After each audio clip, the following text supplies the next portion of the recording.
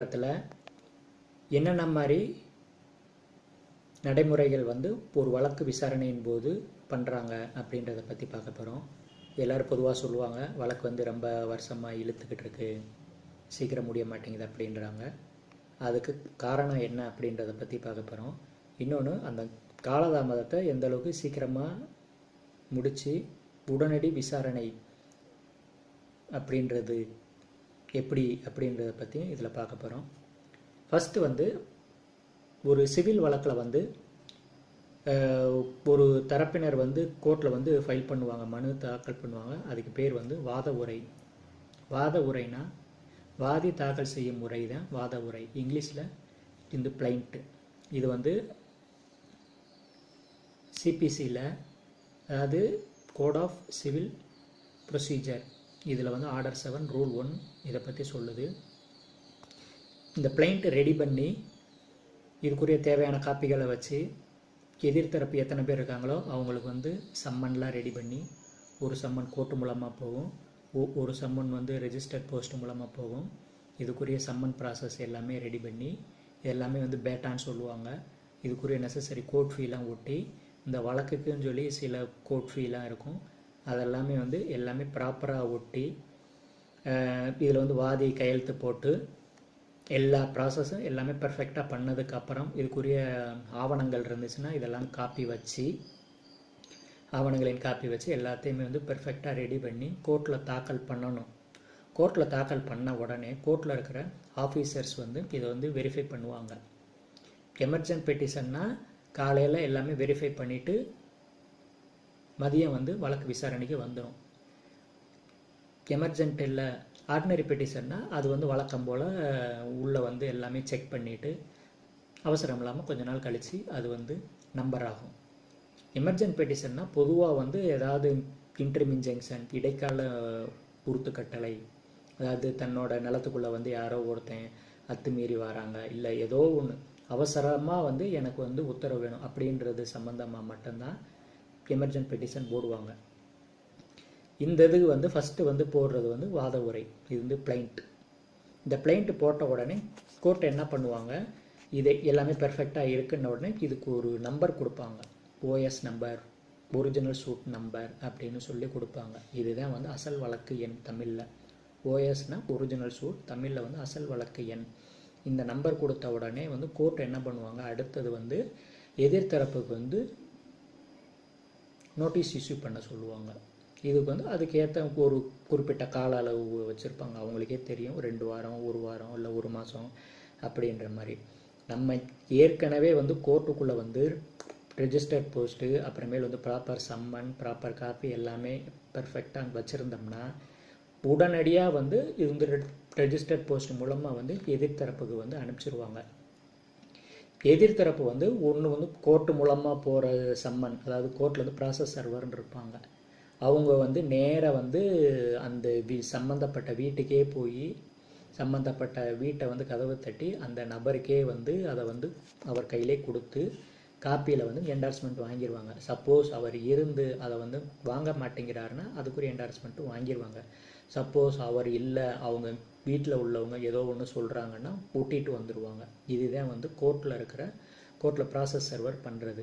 அடுத்து வந்து registered post மூலமாக போகிறது எப்படின்னா, அதாவது போஸ்டல் டிபார்ட்மெண்ட் மூலமாக வந்து அது வந்து போகும். அதே கோர்ட் ஜூரிஸ்டிக்ஷனுக்குள்ளன்னா ஒரு குறிப்பிட்ட டைம் ஆகும். இப்போ இதே இது வேறு கோர்ட் ஜூரிஸ்டிக்ஷன்னா அதுக்கு ஒரு டைம் அப்படின்ற மாதிரிலாம் இருக்கும். அதெல்லாமே வந்து ஏதோ ஒரு வகையில் வந்து எதிர்த்தரப்பு வாங்கிட்டார், அந்த சம்மனம் வாங்கிட்டார் அப்படின்னா அடுத்த வாய்தால என்ன ஆகும்னா, அந்த சம்மந்தப்பட்ட நபர் வந்து கோர்ட்டில் வந்து நேரில் ஆஜராகணும். சப்போஸ் அவர் ஆஜராகலை, தனக்கு ஒரு வக்கீலை வச்சுக்கிட்டாருன்னா அவர் மூலமாக வந்து கோர்ட்டில் வந்து நேரில் ஆஜராகணும். என்ன தேதின்னு சொல்லி கோர்ட்டு போட்டிருக்கோ அந்த தேதியில் வந்து கோர்ட்டில் ஆஜராகணும். சப்போஸ் இவங்களுக்கு வந்து ஃபஸ்ட்டு வந்து அந்த சம்மன் எதுவுமே வந்து அவங்களுக்கு வந்து உரிய நேரத்தில் கிடைக்கல, அவங்களுக்கு வந்து போய் சேரலை அப்படின்னு இருக்கிற பட்சத்தில் வந்து 2வது தடவை அனுப்புவாங்க. அதுவும் வந்து அவங்களுக்கு வந்து போகலை அப்படின்னா அடுத்து வந்து ப்ரைவேட்டாகவே வந்து அனுப்ப சொல்லுவாங்க. அதை ப்ரைவேட்டாகவே வந்து வக்கீல் மூலமாக அனுப்ப சொல்லுவாங்க. அதுவும் சரிப்பட்டு வரலை அப்படின்னு வரும்போது அடுத்து வந்து பேப்பர் பப்ளிகேஷன் வந்து கோர்ட் மூலமாக ஆர்டர் போடுவாங்க. அந்த எதிர்த்தரப்பு வந்து எந்த ஊரில் இருக்காரோ அந்த ஊரில் இருக்கக்கூடிய பேப்பர் மூலமாக வந்து அது வந்து பப்ளிஷ் ஆகிற மாதிரி ஒன்று கொடுப்பாங்க. அதுக்குரிய பப்ளிகேஷனில் வந்து இத்தனாம் தேதி வந்து கோர்ட்டில் ஆஜராகணும், தவறும் பட்சத்தில் ஒருதலை பட்ச உத்தரவு வந்து வழங்கப்படும் அப்படின்ற மாதிரி ஒரு வாசகம்லாம் இருக்கும். அதை படித்து பார்த்த உடனே அவங்க வந்து குறிப்பிட்ட தேதியில் வந்து கோர்ட்டில் ஆஜராகி அவர் ஆஜராகணும், இல்லைன்னா அவருக்குரிய வழக்கறிஞர் மூலமாக ஆஜராகிட்டாங்கன்னா அந்த இஷ்யூ அந்த பிரச்சனை அந்த இடத்துல அப்படியே முடிஞ்சிடும். சப்போஸ் அவங்க ஆஜராகலை அப்படின்னு இருக்கிற பட்சத்தில் கோர்ட் வந்து எக்ஸ்பார்ட்டி தீர்ப்பு, அதாவது வாதிக்கு சாதகமாக ஒருதலை பட்ச உத்தரவு வந்து போட்டுருவாங்க. ஒருதலை பட்ச உத்தரவு போட்ட உடனே அடுத்து ஒரு நாள் வந்து ஃபிக்ஸ் பண்ணுவாங்க கோர்ட்டு. ஒருதலை பட்ச உத்தரவு போட்டதுக்கப்புறம் இந்த வாதி தரப்பு பார்ட்டிவே வந்து இவங்களை வந்து அஃபிடவிட் ஃபைல் பண்ண சொல்லி அதுக்குரிய ஆவணங்களை கேட்டு வாங்கி ஒருதலை பட்ச தீர்ப்பே போட்டுருவாங்க. அந்த தீர்ப்பு கொடுத்துட்டாங்கன்னா அந்த வழக்கு அதோட முடிஞ்சிடும். இவ்வளோதான் சிம்பிளான விஷயம். இதுக்கு மேலே நம்ம அப்பீல் போக வேண்டியதில்லை. இதை வச்சே நம்ம வந்து எதுக்கு என்ன வேணுமோ அதுக்குரிய பரிகாரத்தை நம்ம பண்ணிக்கலாம். சப்போஸ் அதுவும் இல்லை அப்படின்னா எக்ஸிக்யூஷன் பெட்டிஷன், இபி பெட்டிஷன்பாங்க. அந்த இதுக்கு ஒரு கால வரையறை இருக்குது. அந்த கால வரையறைக்கு அப்புறம் அவங்க அப்பீல் அவங்க எதிர்த்தரப்பு வரலை அப்படின்னு இருக்கிற பட்சத்தில் இபி போட்டோம்னா இபி போட்டு நம்ம அதாவது இந்த தீர்ப்பு சப்போஸ் இப்போ ஒரு இடத்த வந்து ஒரு பார்ட்டி வந்து ஆக்கிரமிப்பு பண்ணி வச்சுருக்காரு, அந்த ஆக்கிரமிப்பை எடுத்து கொடுங்க அப்படின்னு இருக்கிற பட்சத்தில் அதுக்கு வந்து என்ன பண்ணுவாங்கன்னா கோர்ட்டு இது அதுக்கு வந்து நிறைவேற்றுதல் மனு மூலமாக அந்த ஆக்கிரமிப்பை அகற்றுறதுக்கு என்ன வழியோ அதை வந்து பண்ணுவாங்க. இது வந்து ஒரு எக்ஸாம்பிளுக்காக சொல்கிறது. சப்போஸ் எதிர்பார்ட்டி கோர்ட்டில் நேரில் ஆஜராகி இல்லை அவரது வந்து வழக்கறிஞர் மூலமாக ஆஜராகிட்டார் அப்படின்னா அடுத்த வாய்தாவில் வந்து அவங்கள வந்து ரிட்டன் ஸ்டேட்மெண்ட் எதிர்த்தரப்பினுடைய எதிருரை வந்து ஃபைல் பண்ணணும்.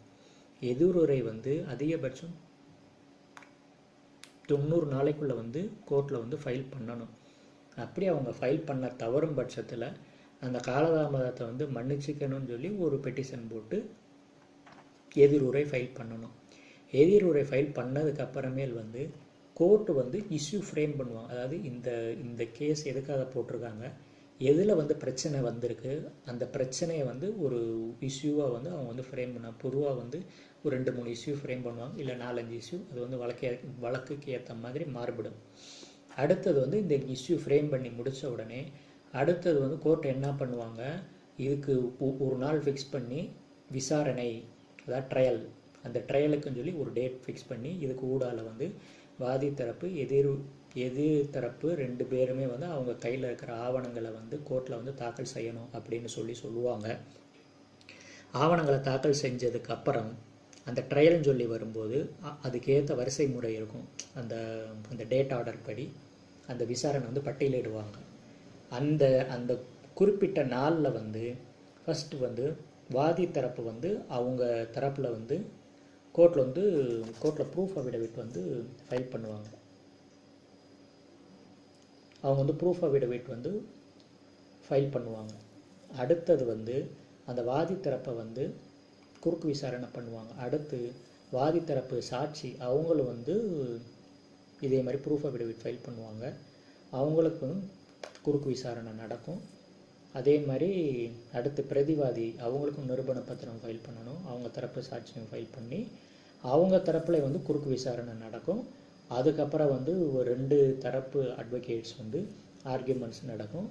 ஆர்கியூமெண்ட்ஸ் முடித்த உடனே வந்து கோர்ட் வந்து 2 தரப்பில் தாக்கல் செய்யப்பட்ட பிளைண்ட்டு, ரிட்டன் ஸ்டேட்மெண்ட்டு, அப்புறமேலு சாட்சிகளுடைய சாட்சியங்கள், ஆவணங்கள் இதெல்லாமே வந்து உத்தரவு போடுவாங்க.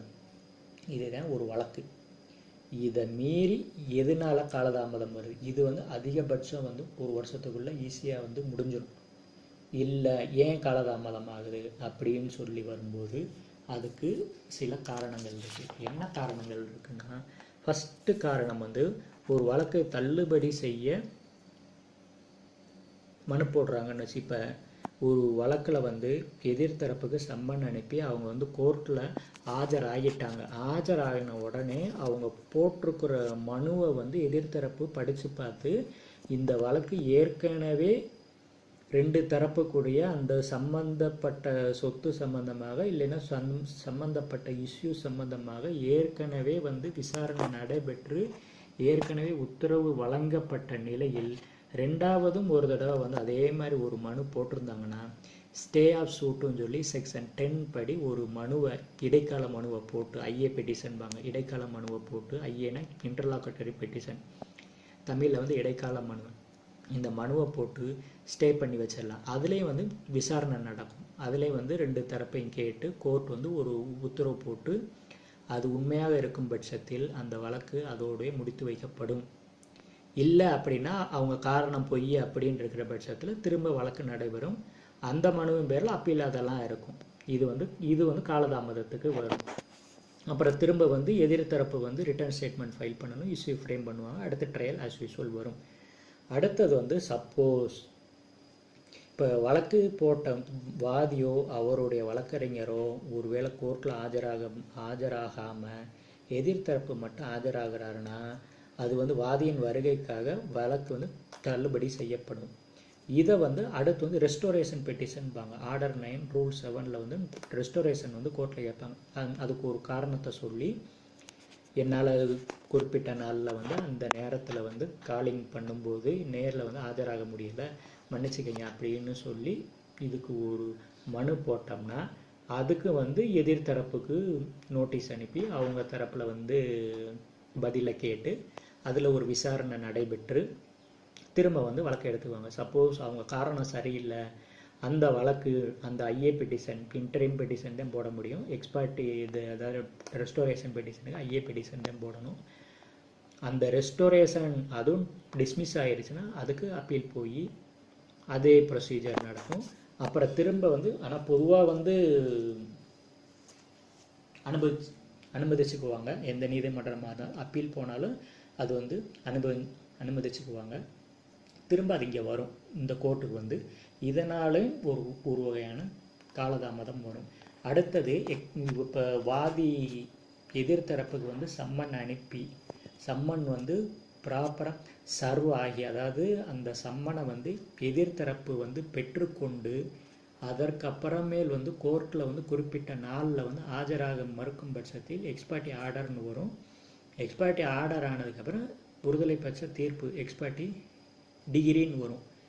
அந்த டிகிரியை வந்து அவங்க செட்டிஸ்ஃபைட் பண்ணுறாங்கன்னா அதுலேயும் வந்து ரெண்டு தரப்புக்கு வந்து நோட்டீஸ் அனுப்பி அவங்க தரப்பில் வந்து பதில் கேட்டு அந்த பதில் சாட்டிஸ்ஃபை ஆகிருந்துச்சுன்னா அதை வந்து திரும்ப வந்து அந்த ஒருதலை பட்ச உத்தரவை வந்து தள்ளுபடி பண்ணி திரும்ப எதிர்த்தரப்புக்கு வந்து ரிட்டர்ன் ஸ்டேட்மெண்ட் ஃபைல் பண்ணி இஷ்யூ ட்ரையல் அப்படின்னு சொல்லி போய்கிட்டு இருக்கும். சப்போஸ் அந்த ஆர்டர் 9 ரூல் 13 அதுக்கு வந்து அதாவது 30 நாளைக்குள்ள இந்த ஒருதலை பட்ச உத்தரவை வந்து தப்பு சொல்லி இடைக்கால மனு வந்து 30 நாளைக்குள்ளே போடணும். அதுக்கு மேலே போச்சுன்னா காலதாமத மனு போடணும். அந்த காலதாமத மனுவை மன்னிக்கணும்னு சொல்லி முதல்ல வந்து மனு போட்டு அதுக்கப்புறம் இதுக்குரிய செட்டிஸ்ஃபைட் பெட்டிஷன்பாங்க ஆர்டர் 9 ரூல் 13 அது அலோவ் ஆகுதுன்னு வரும்போது அது வந்து ஒரு வகையான காலதாமதம் ஆகும். இதனாலேயும் காலதாமதம் ஆகும். அடுத்தது வாதி ஆஜராகும் பட்சத்தில் வாதி வந்து ஆஜராகலை அப்படின்னு சொல்லி வரும்போது இந்த மாதிரி ஆகும்.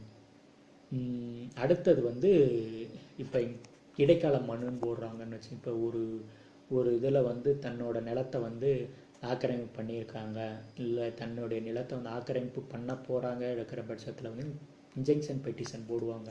இன்ஜெக்ஷன் பெட்டிஷன் போடும்போது அந்த மனு மீது எதிர்த்தரப்பிட்ட கேட்டு அவங்க வந்து ஆஜராகி அதில் ஒரு உத்தரவு போட்டு அந்த உத்தரவு சரின்னு அப்படியே விட்டுருவாங்க. இல்லை அதுக்கு அப்பீல் போகிறதா இருந்தால் அதுக்கு வந்து டிஸ்ட்ரிக்ட் கோர்ட்டில் போட்டு அந்த அப்பீலில் வந்து ஒரு உத்தரவு வந்து அதுக்கும் மேலே அப்பீல்னு சொல்லி அவங்க வந்து போய்கிட்டே இருப்பாங்க இடைக்கால மனுவில்.